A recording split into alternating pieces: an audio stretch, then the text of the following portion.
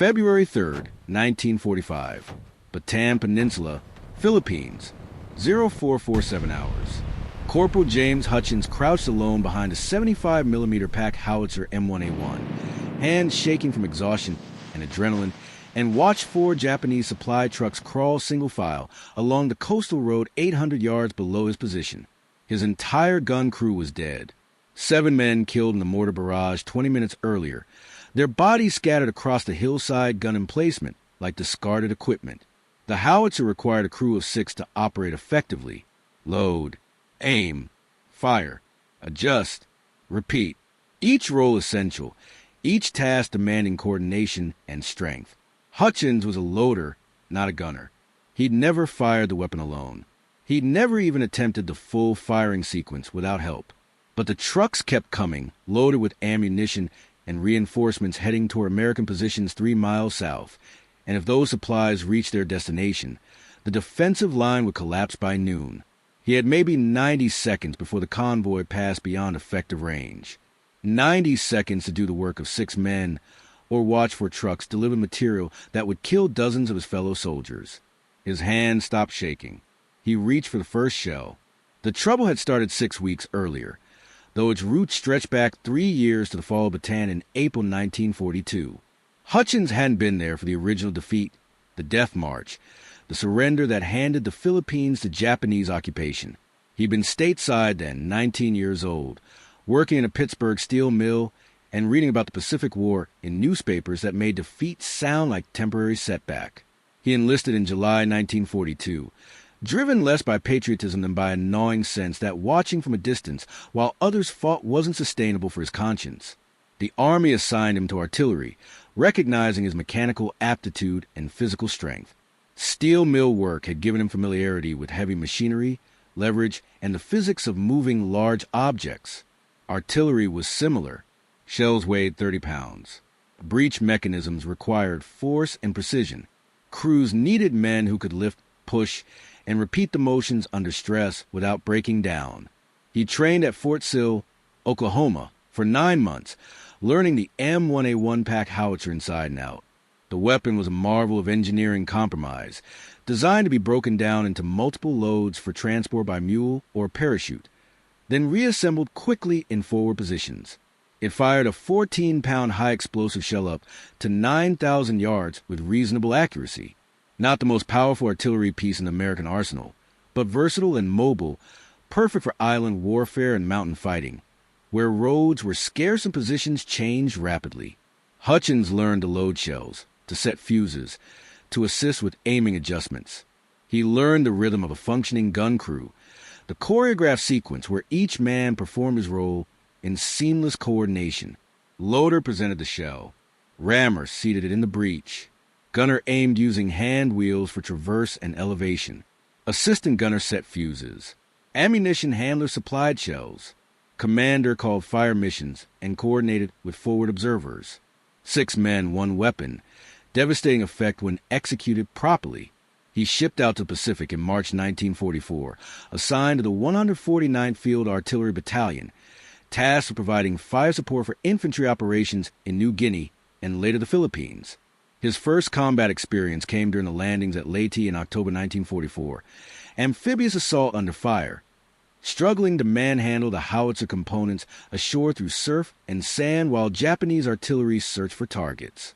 His crew chief, Sergeant Kowalski, was a veteran of North Africa, hard and competent, who taught Hutchins the difference between training and combat. Training teaches you procedures. Combat teaches you that procedures fail, and you improvise or die. Pay attention to every role, not just yours. The day your crew chief gets hit, you need to know his job too. Hutchins paid attention. During lulls between fire missions, he watched the gunner aim, learn the calculations for elevation and deflection, observe how adjustments translated into accuracy downrange. Kowalski noticed and approved. Good. Artillery is a team sport until it's not. Then it's whatever you can manage with whoever's still breathing. The liberation of Bataan began in late January 1945 as American forces pushed to reclaim the Philippines from Japanese occupation. The The 149th supported infantry advancing up the peninsula, providing indirect fire against defensive positions dug into the mountainous jungle terrain. It was brutal work. Japanese forces fought with desperation. Knowing retreat meant eventual annihilation, they defended every ridge, every trail junction, forcing American infantry fight for yards rather than miles. Artillery provided the hammer that broke defensive positions, but it required constant repositioning to keep pace with the slow advance. Hutchins's crew moved the howitzer 4 times in 2 weeks, hauling components up steep trails, reassembling the weapon in hasty emplacements carved from jungle soil, firing missions until the infantry pushed forward, then repeating the process. By early February, the crew was exhausted.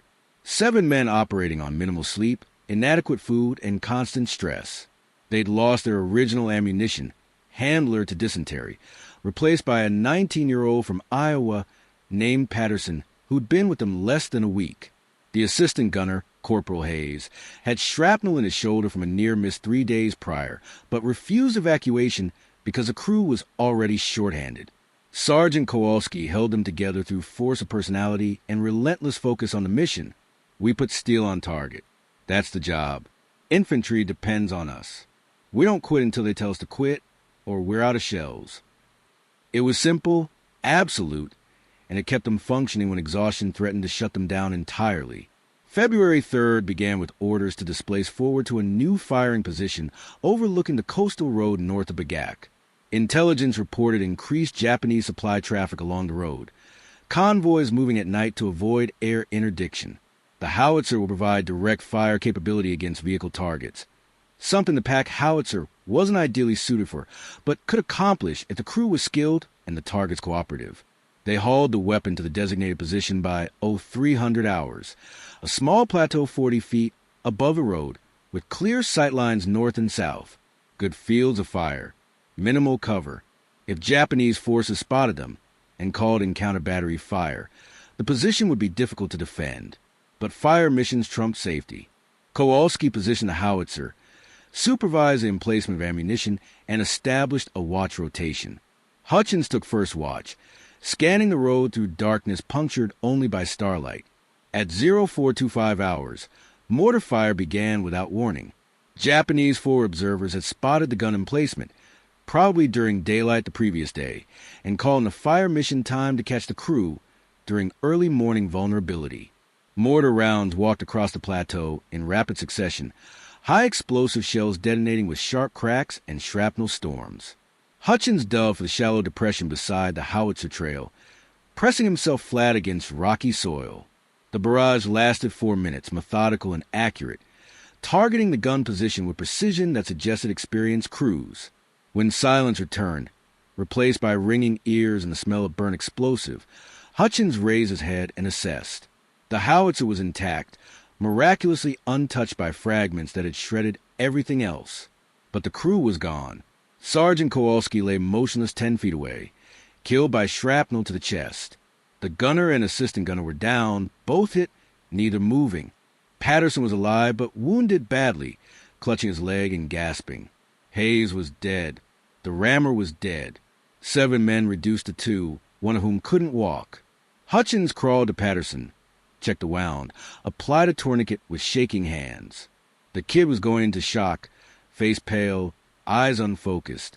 Hutchins told him to stay still, stay quiet. Help was coming. It was a lie. No help was coming soon. They were an isolated fire mission position with no direct communication to battalion headquarters. The prearranged radio check wasn't scheduled until 0600 hours.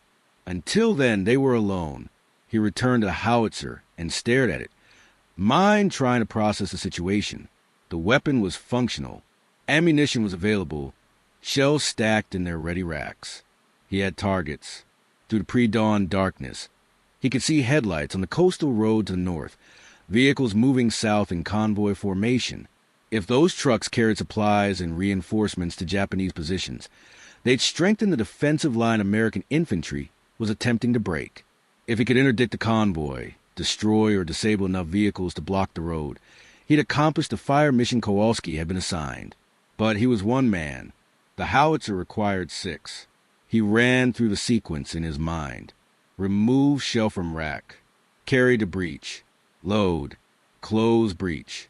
Aim using traverse and elevation wheels. Set fuse if time permitted, though direct fire against vehicles probably meant impact fuses already set. Pull lanyard to fire. Open breach. Extract spent casing. Repeat. Normally, each step was performed by a different crew member in rapid succession. Total time from load to fire, maybe 15 seconds with a trained crew. Alone, every step would take longer. He estimated 30 to 40 seconds per shot, maybe more. The convoy was moving at perhaps 20 miles per hour. At that speed, vehicles covered roughly 30 feet per second. If the lead truck was 800 yards away and moving toward him, he had maybe 90 seconds before it passed the optimal engagement range. Then another 90 seconds before the second truck. If he could fire once every 40 seconds, he might get 2 shots before the convoy reacted and scattered or accelerated out of range. 2 shots weren't enough. He needed to stop the convoy, not just damage it. That required hitting the lead vehicle to block the road, then engaging follow-on vehicles before they could reverse or bypass the obstacle. For trucks visible in the convoy, 4 targets. He needed 4 hits, which meant at least 4 shots, probably more to account for misses. 4 shots in the time it took the convoy to traverse his engagement area. The math was brutal. He couldn't do it at a deliberate 40-second pace. He needed to cut the time, accept reduced accuracy, and hope volume compensated for precision. He made decisions rapidly, prioritizing speed over procedure. Fuses would stay as set, no time for adjustments. Aim would be hasty, relying on the rough lay Kowalski had established when they'd placed a gun. Corrections between shots would be visual. Kentucky windage instead of calculated adjustments. Safety checks would be skipped. If the breech malfunctioned or a shell hung, he'd deal with it when it happened. Right now, the only priority was getting rounds downrange before the targets disappeared. He pulled the first shell from the ready rack, a 14-pound high-explosive round with impact fuse. Carried it to the breech, using both hands and his body weight to manage the awkward load. The breech was already open from the last fire mission before the mortar attack. He slid the shell into the chamber, felt it seat properly, and slammed the breech closed with both hands. The mechanism locked with a solid clunk. He moved to the gunner's position, gripped the traverse and elevation hand wheels, and sighted along the barrel toward the road. The convoy was closer now, maybe 700 yards. Lead truck, clearly visible in the growing pre-dawn light. He adjusted elevation, trying to remember the firing tables he'd memorized during training. 700 yards, target at lower elevation, direct fire. Probably needed to lower the barrel to compensate for downward trajectory. He cranked the elevation wheel, watching the barrel dip, guessing at the correct angle. Traverse looked approximately correct, centered on the road. Close enough. He moved to the lanyard, gripped the cord, and hesitated for a fraction of a second. Once he fired, the Japanese would know his position. Return fire would follow, mortars or possibly direct fire, if they had infantry support with the convoy. This would likely be his last act, whether the shot succeeded or not. He pulled the lanyard. The howitzer roared, recoil slamming the carriage backward 6 inches despite the trail stakes. The muzzle blast was deafening, a physical slap of overpressure that left his ears ringing. He didn't watch the shell's flight. No time. He moved to the breech, opened it, and extracted the spent casing, tossing aside. Smoke and heat billowed from the chamber. He grabbed the second shell, repeated the loading sequence. Faster now, movements becoming automatic. Breech closed. No time to adjust aim. He pulled the lanyard again. Second shot fired. He opened the breech, extracted the casing, loaded the third shell. His muscles were already burning from the unaccustomed workload. Loading wasn't supposed to be this continuous. Crews rotated, rested between shells. Alone, every motion compounded fatigue. Third shot fired. He paused for 2 seconds to look downrange. The first shell had hit, impacting the road 10 yards in front of the lead truck. Not a direct hit, but close enough that the explosion had forced the driver to brake hard. The truck stopped, blocking the road. The second shell had hit the hillside beyond the road, overshooting. The third shell hit the second truck directly, penetrating the cargo bed and detonating inside. The truck exploded in a secondary blast, suggesting ammunition cargo. Flames erupted, black smoke climbing into the pale dawn sky. Hutchins felt a surge of grim satisfaction. 2 trucks neutralized, 2 remaining. The convoy was reacting. The 3rd and 4th trucks were reversing, trying to back away from the block road and the burning wreck. Japanese soldiers dismounted from the trucks, scattering into the roadside vegetation, taking cover. Some were returning fire, small arms cracking ineffectively toward the hillside, though they probably couldn't see the gun position clearly. Hutchins loaded the 4th shell. His hands fumbled slightly, fatigue and adrenaline making fine motor control difficult. The shell nearly slipped from his grip. He caught it, seated in the breech, closed the mechanism, adjusted elevation, trying to lead the reversing truck. Fired. The 4th shot hit the road surface near the 3rd truck, close enough that shrapnel shredded tires. The truck lurched to a stop, immobilized. 5th shell. Load. Aim. Fire. Direct hit on the 3rd truck's cab. The vehicle erupted, driver likely killed instantly. 1 truck remaining, the 4th, still reversing, but now nearly 300 yards back from the ambush point. Hutchins loaded the 6th shell, feeling his muscles shake with effort. The shell weighed 14 pounds, manageable for a single lift under normal circumstances, but he now lifted and carried 6 in rapid succession while also operating the breech and aiming mechanisms. His shoulders burned. His back screamed protest. He didn't care. 1 truck left. He aimed, compensating for the increased range and the moving target. Fired. The 6th shot fell short, impacting the road behind the reversing truck. Hutchins cursed, loaded the 7th shell, adjusted elevation upward slightly, and fired again without hesitation. The 7th shot hit the truck's cargo bed, detonating with a massive secondary explosion that suggested fuel or ammunition. The truck disappeared in a fireball, debris arcing to the morning air. 4 trucks. For destroyed. Mission accomplished. Hutchins stood beside the howitzer, breathing hard, body shaking from exertion and adrenaline crash. The entire engagement had lasted maybe 3 minutes. 7 shells fired. 4 trucks destroyed, 1 damaged, convoy stopped. He'd done the work of 6 men because there was nobody else to do it, and the mission demanded it. He felt no pride, only exhaustion and a distant surprise that he'd survived. The Japanese soldiers on the road were still firing intermittently toward the hillside, but their shots were inaccurate, panicked. They'd lost their vehicles, their supplies, and their assumption of safe transit. They were infantry without transport, miles from friendly positions, exposed to American air power once daylight fully arrived. Hutchins moved to check on Patterson. The kid was unconscious now, pulsed ready but present. The tourniquet had controlled the bleeding. He'd probably survive if evacuation arrived soon. Hutchins dragged him away from the gun position toward a more sheltered depression in the hillside, then returned to the howitzer. Standard procedure called for destroying the weapon if it couldn't be withdrawn to prevent enemy capture. But Hutchins wasn't withdrawing, and he wasn't destroying a functional artillery piece. He reloaded 1 shell, just in case, and settled into a defensive position with his carbine, waiting for either American relief or Japanese retaliation. Relief arrived first. At 0620 hours, an American infantry patrol approached the position, responding to the sound of artillery fire and the visible smoke from burning vehicles. A lieutenant led them, young and wary, scanning the plateau for threats. He found Hutchins sitting beside the howitzer, surrounded by spent shell casings, covered in powder residue and sweat. The lieutenant stared at the scene, at the single soldier and the destroyed convoy visible on the road below, and asked the obvious question, "Where's your crew?" Hutchins gestured toward the bodies scattered across the emplacement. "Dead. Mortar attack.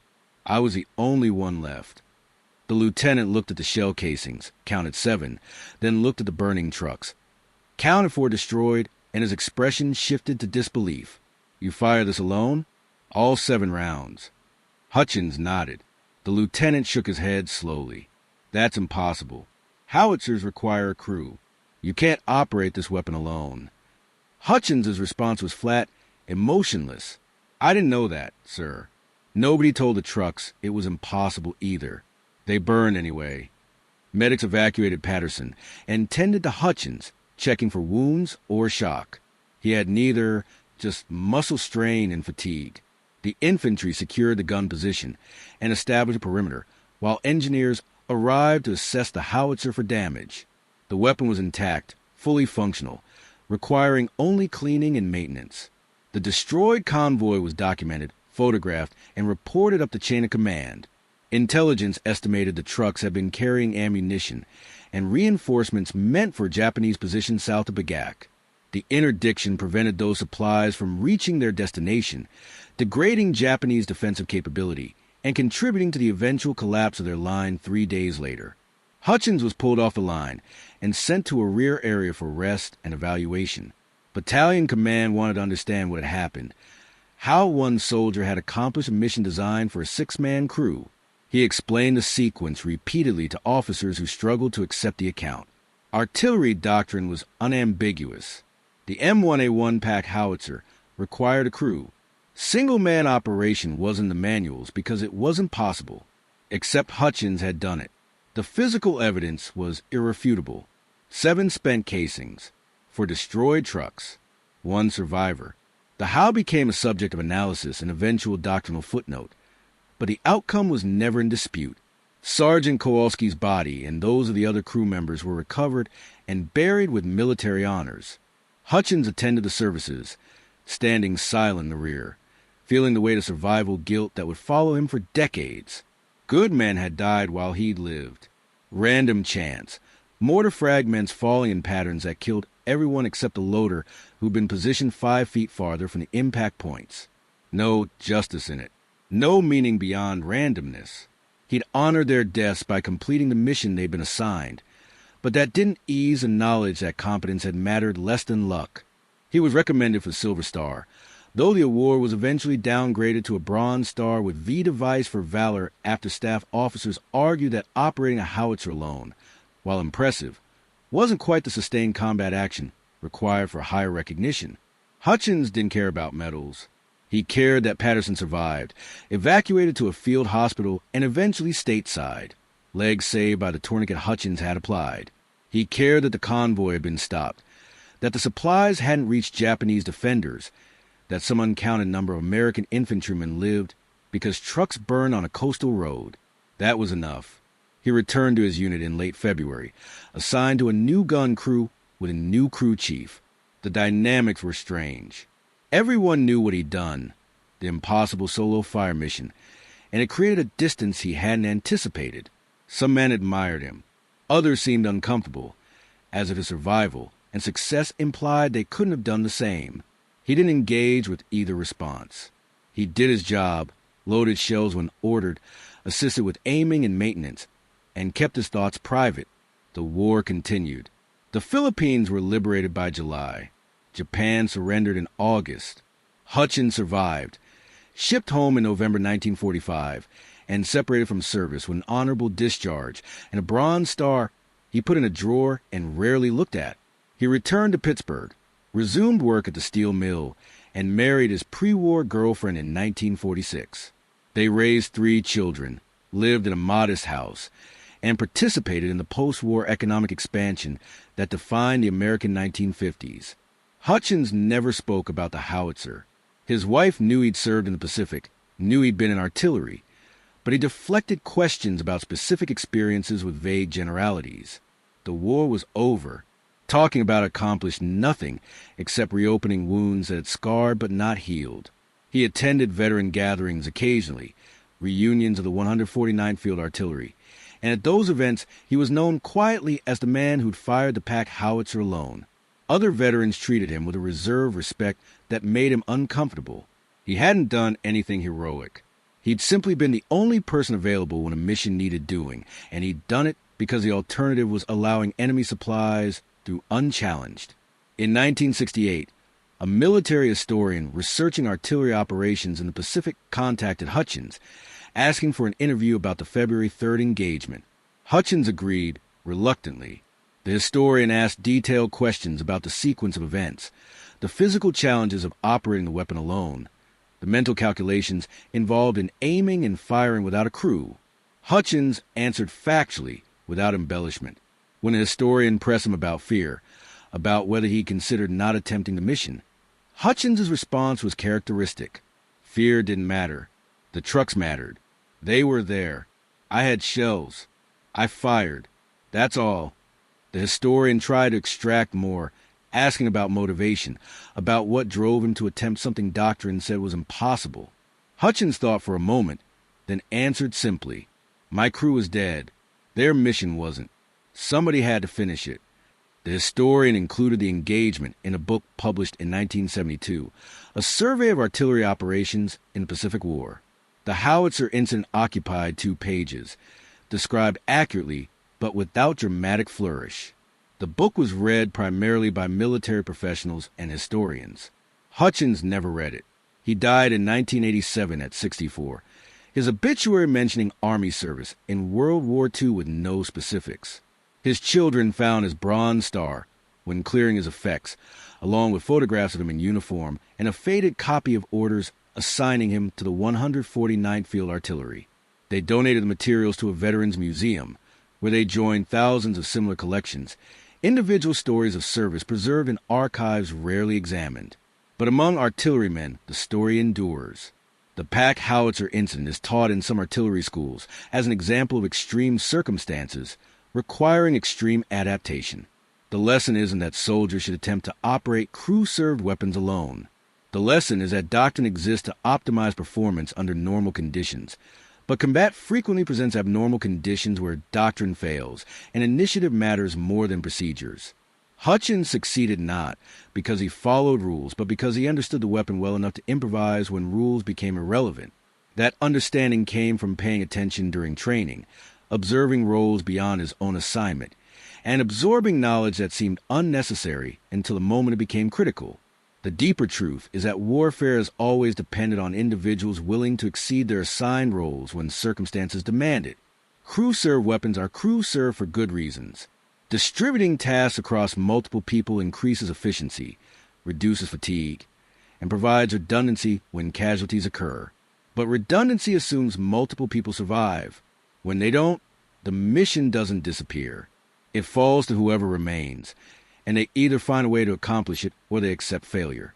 Hutchins chose accomplishment, paying the physical cost and muscle strain and exhaustion, accepting the risk of counter-battery fire, gambling that speed and determination could substitute for proper crew coordination. Modern artillery is more complex, more automated, requiring even larger crews and more specialized training. The M1A1 Pack Howitzer is obsolete, replaced by self-propelled systems with mechanical loaders and computerized fire control. The likelihood of scenario requiring single-man operation has decreased, but the principle remains relevant. When systems fail, when crews are decimated, when plans collapse, wars are continued by individuals doing whatever they can with whatever remains. Hutchins represents that principle distilled to its essence. One man, one weapon, one target set, one decision to try rather than surrender to circumstances. The 4 Japanese trucks burned on that coastal road for hours, visible smoke plumes that marked the engagement site. Japanese forces in the area avoided the road afterward, aware that American artillery covered the route, and that convoys were vulnerable.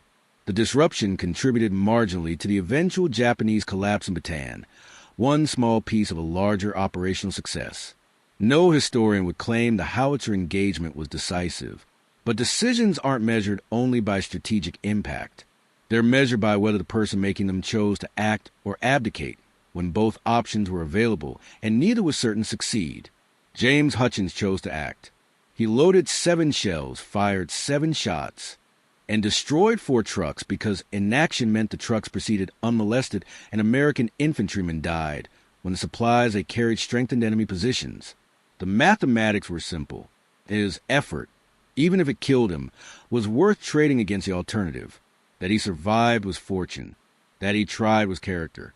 And the distinction between the two matters because fortune is random but character is chosen, and wars are ultimately decided not by weapons or tactics, but by the aggregate of individual choices made under conditions where doing nothing is safer and doing something is necessary. The howitzer itself survived the war. After the Philippines campaign, It was shipped back to the United States, refurbished, and eventually placed in storage. In the 1950s, it was transferred to a military museum, where it stands today as part of a World War II artillery display. A small placard describes the M1A1 Pack Howitzer specifications and service history. The placard mentions that the weapon required a crew of 6 for operation. It says nothing about February 3, 1945, or the corporal who fired it alone, and prove that requirements are context-dependent, and that impossible is a word that means nothing when necessity provides sufficient motivation. The howitzer stands silent, surrounded by other weapons, another artifact of a war that ended decades ago. But if you look closely at the breech mechanism, at the hand wheels which reverse an elevation, you can imagine the sequence of motions required to load and fire without assistance. You can calculate the physical effort, the timing, the risk, and if you understand what happened on a hillside in Bataan 78 years ago, you can see that metal and mechanics are less important than the will to use them when everyone else is dead and the mission still needs finishing. Subscribe for more untold stories like this. Where are you watching from? Let us know in the comments.